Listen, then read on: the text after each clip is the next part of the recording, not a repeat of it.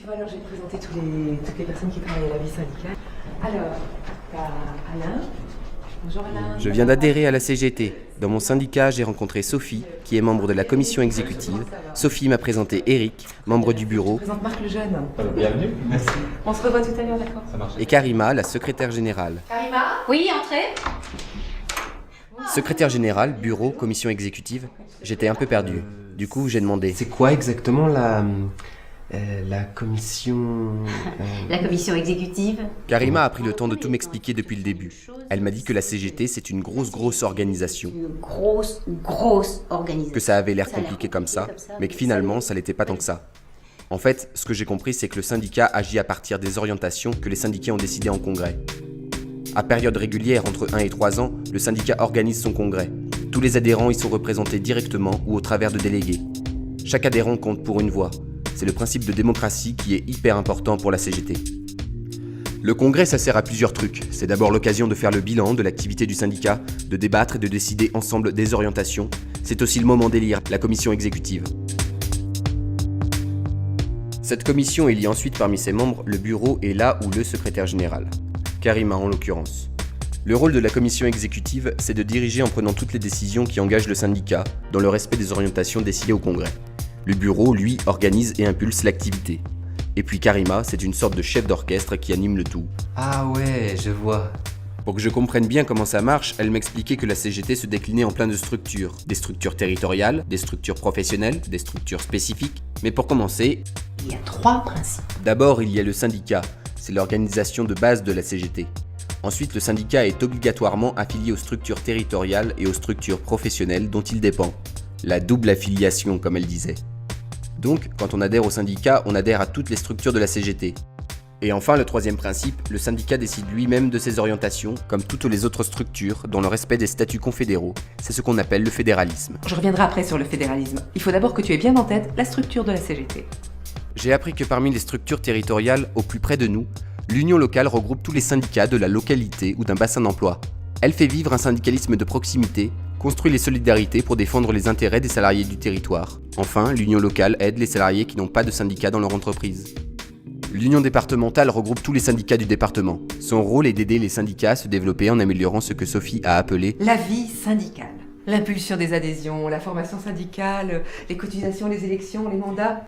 Non mais c'est pas tout, tu te rappelles des manifs pour le retrait du CPE ou contre la réforme des retraites. Eh ben, l'union départementale, elle sert à coordonner toutes les actions au niveau du département. Eh oh, tu m'écoutes?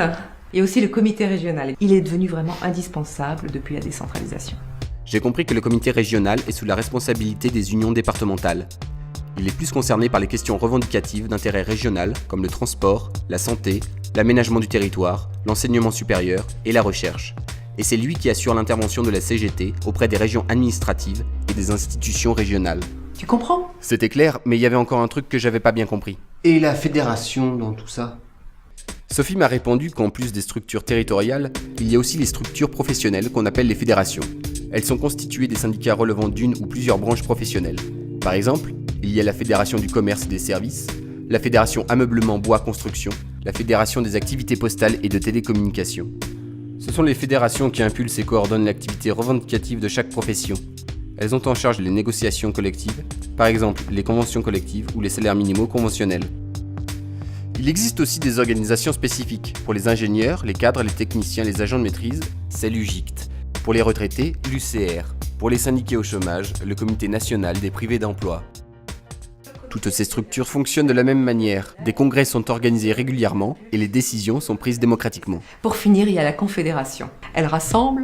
En gros, la Confédé, c'est la structure qui nous rassemble tous, quel que soit notre métier ou notre département. Tous les 3 ans, elle tient elle aussi son congrès, où tous les syndicats sont représentés. Ce qu'il faut que tu comprennes quand même, et qui est vraiment très important, c'est le principe du fédéralisme.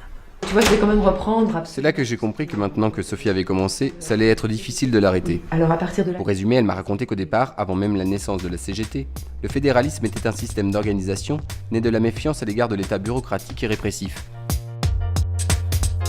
Dans la CGT, le fédéralisme est partout et à chaque degré, ce qui signifie que l'individu, comme le syndicat, la fédération ou l'union départementale, tous entretiennent des relations d'égalité et sont autonomes. en respectant évidemment les orientations décidées démocratiquement lors du congrès confédéral. Sophie, tiens. Je commençais à y voir plus clair, mais je me posais encore une question, et pas des moindres. Sinon, j'ai appris que chaque année, je devais régler 12 timbres à mon syndicat. Cette cotisation que je paye, elle va où? Ah oui, non mais attends. Tu vois, Eric a pris la peine de me répondre à son tour. Grâce à lui, j'ai compris que ma cotisation me permet de devenir pleinement acteur de l'organisation et m'ouvre des droits comme par exemple le droit à la formation syndicale ou le droit de recevoir de l'information. Ma cotisation constitue aussi un élément vital du financement de l'organisation. Elle garantit son indépendance à l'égard du patronat et des institutions. Elle est fixée à 1% du salaire net, chaque adhérent cotise en fonction de ses revenus, c'est un principe d'égalité. Elle est répartie sur l'ensemble des structures de la CGT, du syndicat qui mène l'action dans l'entreprise à la confédération. Elle sert à financer leur activité et leur fonctionnement. Le syndicat conserve en principe un pourcentage de 33% sur la cotisation. Il reverse le reste à Cogetise, un organisme spécifiquement créé par la CGT pour répartir la cotisation entre les différentes structures. Le premier timbre que j'ai payé quand j'ai adhéré est réparti d'une façon bien spéciale.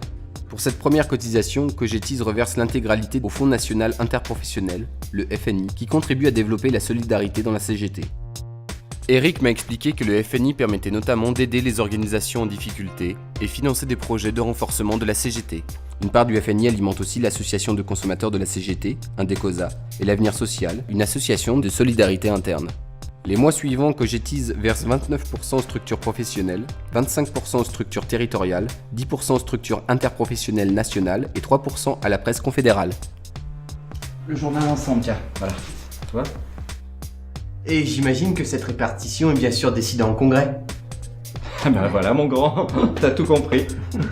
En ce qui concerne l'organisation de la CGT, c'est sûr. Mais sinon, tu vas encore apprendre plein de choses, crois-moi.